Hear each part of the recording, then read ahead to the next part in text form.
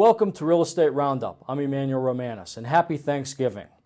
As always, if you want to contact the show, just send us an email to realestateroundup@outlook.com. Today, for our Thanksgiving special, we're going to focus on the family farm. And joining me a little bit later will be Aaron Hart from Farm to Table Pittsburgh. Now, as you all well remember, the family farm was at one time the catalyst of America's economic engine.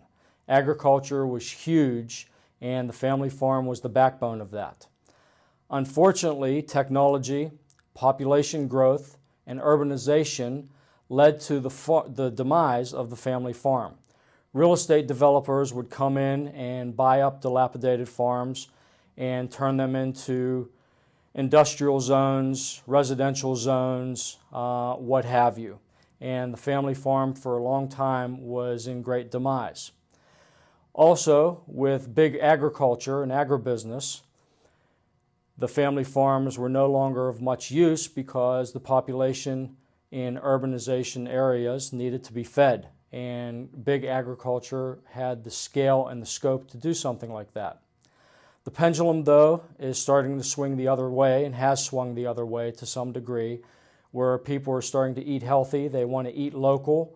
They want things that are grown local, non-GMO, non-pesticide, and you're starting to see a resurgence of the family farm, and that's what we're going to talk about today. So before we get to our guest, we're going to go to our section, Who Knew? And let me throw out a couple phrases for this Who Knew section. It's going to be a little bit different than the other Who Knew sections. Thanksgiving, Halloween, cross-dressing, street begging, and mischief. Now, you're probably wondering, what on earth is he talking about? Stick around, and I'll give you the answer when we come back.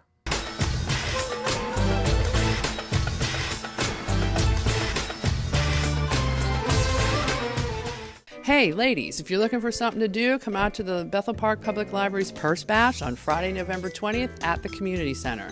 Tickets for the event are $25 a piece. What is a Purse Bash? We draw for a designer bag every 15 minutes. If your number's called, you win. We have a dozen purses to give away, including those from Dooney & Burke, Brahmin, Patricia Nash, Michael Kors, Coach, and others. In addition to the great designer handbags, there will be a 50-50 raffle and many baskets that will be raffled off. This is a BYOB event. Soft drinks and light snacks will be provided. Feel free to bring your own chips or some good guacamole or whatever you like. Tickets can be purchased at the library from the library's website at bethelparklibrary.org or also at Evie's True Value Hardware. Join us Friday, November 20th at 7 p.m. in the Bethel Park Community Center, and you can be a winner just like me. All proceeds benefit the Bethel Park Public Library. We thank you for your support.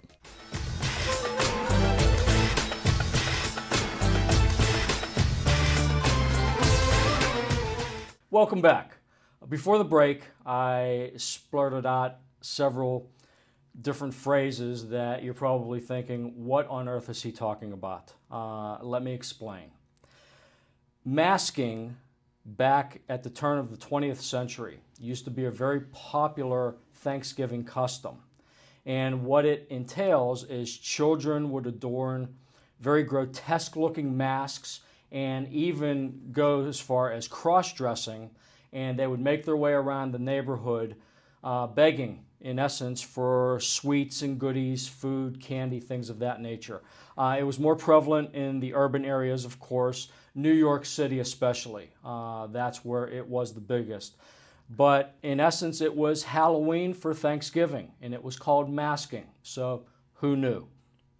Okay, joining me now from Farm to Table Pittsburgh, my guest today is Aaron Hart. Aaron, thank you very much for being here. Sure, thank you. As we mentioned before, this is our Thanksgiving special, and I thought it would be a good idea to talk about the pendulum swinging back the other way. People now are interested in non-pesticide foods, non-GMOs. They're going more to farmers markets again, the family farms, things of that nature. Let's talk first of all, Erin, Farm to Table Pittsburgh. What is that? What is it? Okay, yeah. It's part of our company. Our company is American Healthcare Group, and we created the Farm to Table Conference in 2007. It's a local food conference. So basically consumers come and walk around the convention center for 2 days and meet, in the exhibit hall, there's farmers and food producers, healthcare professionals who are telling people why they should eat real food. Okay. Our tagline is keep it real, keep it local. Oh, okay. So the whole idea is, eat real, and then your body knows what to do with it. Now, how long has this organization been around? We've been doing Farm to Table since 2007. So we're doing our 10th conference in 2016. Okay. Now, I notice it's called Farm to Table Pittsburgh. Is this a national organization where every city has their own? No, we are, it's a national concept. Okay. So Farm to Table it's like saying organic. I mean, it's sort of like a generic term, Farm to Table. It means, basically like eating seasonal, eating real food.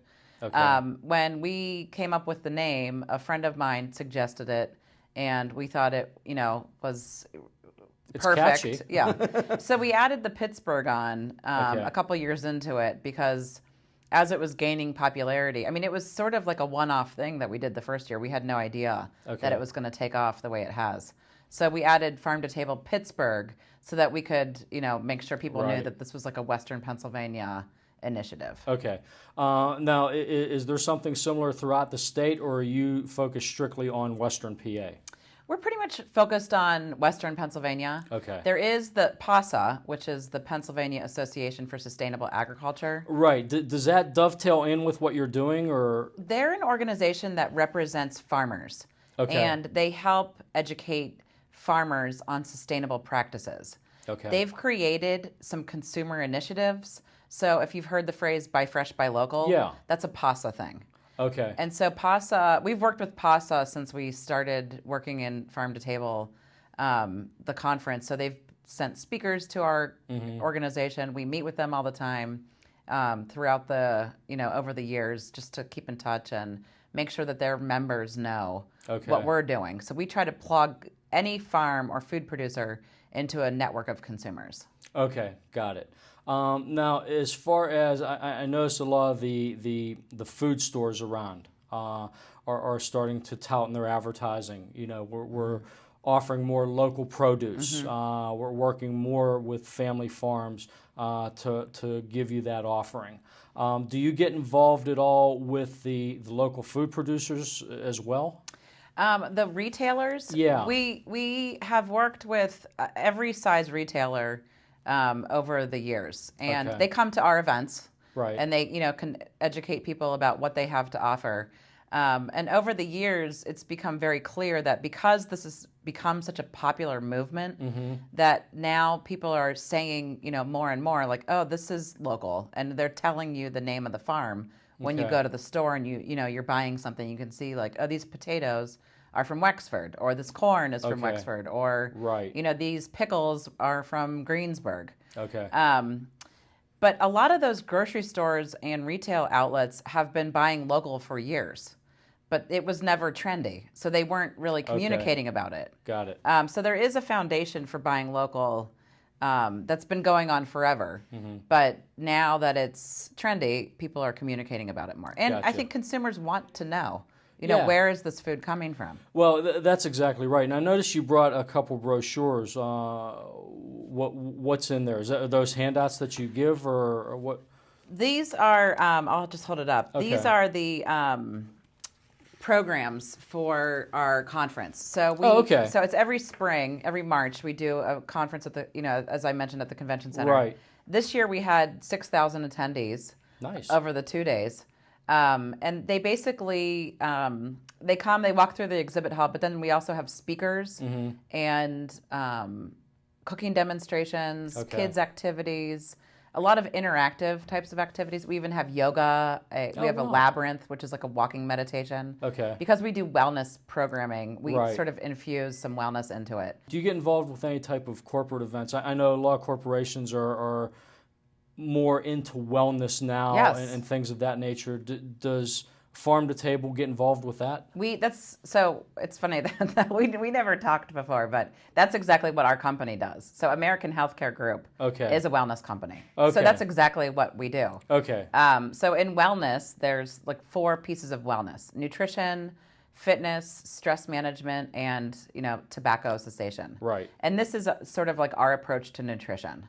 Okay. And corporations and school districts, community groups, affordable housing, people want access to food. Right. So we have, we've introduced some of our corporate clients to farms where they could have a subscription Okay. for the employees, so that the employees can have like a farm share delivered to their workplace. Oh, okay. And Nice. there's a lot of that happening. There are companies that have set up farmers markets on site. We usually encourage people to, let their employees leave early and attend an Right. established farmers market. Right.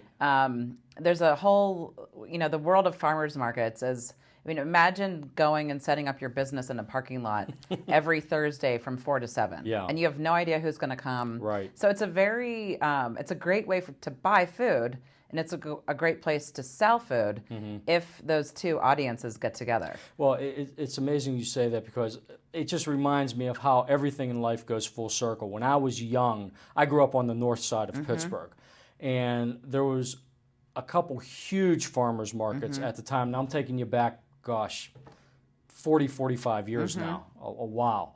But I remember as a kid, just huge farmers markets every Friday that we would go to. And I swear they stretched for blocks. I'm probably exaggerating, Right. a little kid. Right. But they were just gigantic. And then they kind of died off as I got older. But now they're coming back with a vengeance, and it seems like, a couple days a week, almost on every corner, you see a little farmer's market. So it's definitely something that's gaining a lot more popularity. It is. And again, the idea of establishing a farmer's market, and the only way for a farmer's market to last is to keep vendors coming Okay. and to keep customers coming. So when a lot of farmers markets are competing against each other, it's not good for them Okay. necessarily, because there's Right. only so many farmers to go around. Right. So to keep it, so we try to help the farmers markets concentrate. So we try to send people, as much as we have influence, Right. to certain markets that already exist. Right. Right. But right. it is something that people want real food, and they want to show their kids. Exactly. This is where food comes from. Right, right, exactly. As far as, and this may be more of a PASA thing, I'm not sure, but do you get involved with actual policy at either the state level or the national level, or maybe even the local level, as far as wellness, healthy eating, things of that nature? Do you get involved with that at all? We've talked to lawmakers. We don't lobby. Our company does not lobby Okay. anybody. Okay. We don't have a stake in that. We're a very small organization. We're a family business. Okay. So we're not there. Right. I know a lot of public health initiatives. So when you talk about like the health department, Right. is getting more involved Okay. in healthy initiatives. And the state health, so the Allegheny County Health Department and the Right. state health department.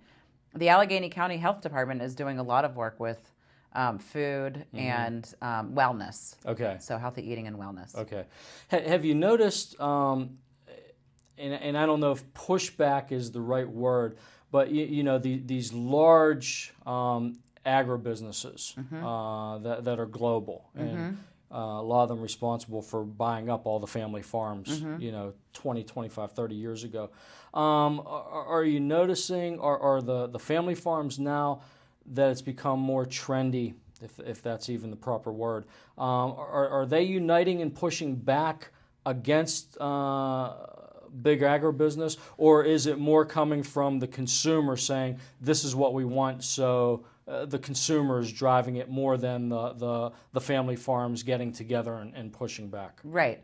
I think it's both, definitely both. Okay. So there are groups out there that are being proactive, farm groups that are being proactive. Okay. PASA is a perfect example. Okay. But there are co-ops of farms. So there's the Penn's Corner Farm Alliance that's been around for probably 10 or 15, at least probably 12 or 15 years. And it was a group of farmers who came together to basically not go like fight back against big ag, but to have a place at the table with selling to restaurants. Okay. So they, pulled all their resources together, and now they've grown into this giant, CSA that they offer, these farm shares. Okay. They have farm stands where you can go on and order like a la carte types of things. Right.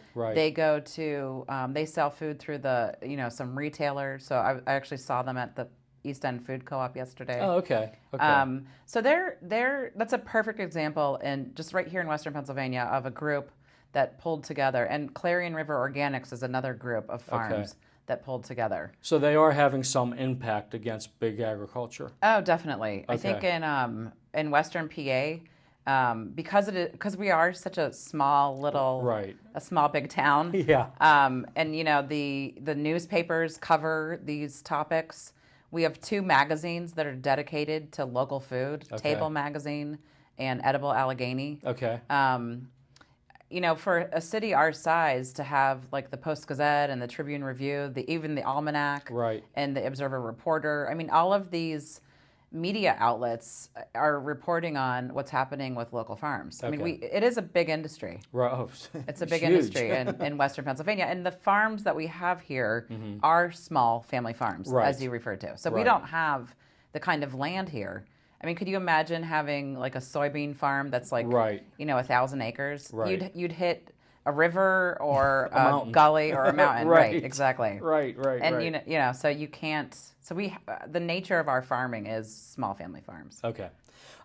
Is there anything that you think would be relevant to the viewers that maybe I haven't touched on, or anything you want to add that we haven't talked about? Sure. I'll add 2 things. One is a plug for us. Okay. We're having a harvest tasting at the waterfront in Homestead on November 21st. I saw that on your website. It's a Saturday afternoon. It's the 4th year we've done it. Okay. So when you look at harvest festivals at farms, they typically end at Halloween. Okay. So we purposely chose to do this event in November. That's smart. So that we wouldn't be competing with the farms. Okay. So a lot of them come, restaurants come, wineries, breweries, and we get a couple hundred attendees to go around and sample food from about 50 to 60 different vendors. Great.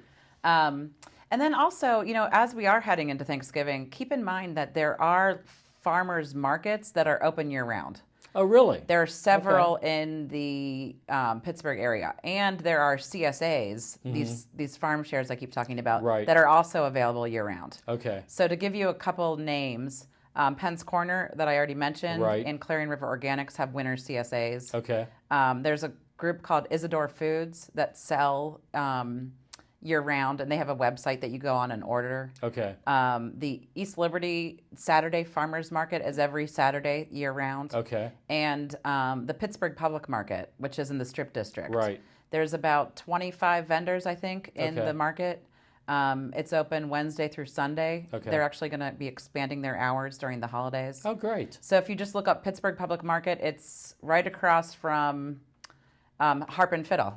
And one of my favorite places. Right. Right at the Strip, right on 2401 Penn Avenue. Yep. So that's a great place. There's beer, there's wine, there's food, there's little handmade local crafts, there's woodwork that's beautiful. That's awesome. Handmade items. Yeah, so there's an alpaca place during the holidays that sells like incredible socks and gifts and sweaters. So that would be, this is a great time of year to keep buying local. Right.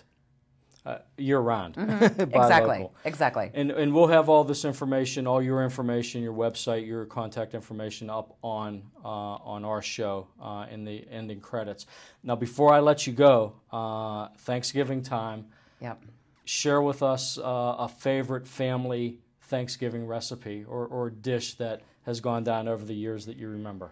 I would have to say my grandma's oyster stuffing. My grandma Dot. Cool. My mom grew up in Brownsville, PA. Okay, yeah. So my grandma Dot was an incredible cook. She had 9 kids. Wow, God and bless 2 her. husbands. So she was an interesting lady. Jeez.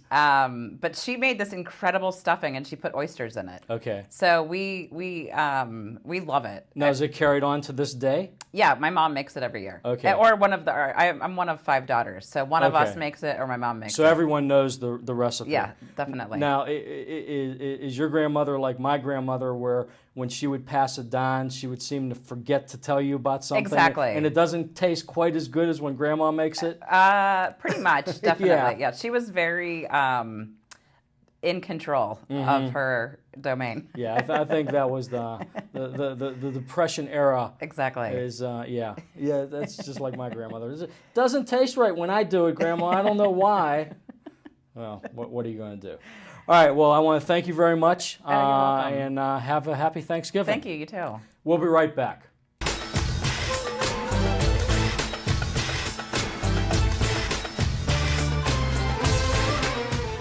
Hey, ladies, if you're looking for something to do, come out to the Bethel Park Public Library's Purse Bash on Friday, November 20th at the Community Center. Tickets for the event are $25 a piece. What is a Purse Bash? We draw for a designer bag every 15 minutes. If your number's called, you win. We have a dozen purses to give away, including those from Dooney & Burke, Brahmin, Patricia Nash, Michael Kors, Coach, and others. In addition to the great designer handbags, there will be a 50-50 raffle and many baskets that will be raffled off. This is a BYOB event. Soft drinks and light snacks will be provided. Feel free to bring your own chips or some good guacamole or whatever you like. Tickets can be purchased at the library from the library's website at bethelparklibrary.org or also at Evie's True Value Hardware. Join us Friday, November 20th at 7 p.m. in the Bethel Park Community Center, and you can be a winner just like me. All proceeds benefit the Bethel Park Public Library. We thank you for your support.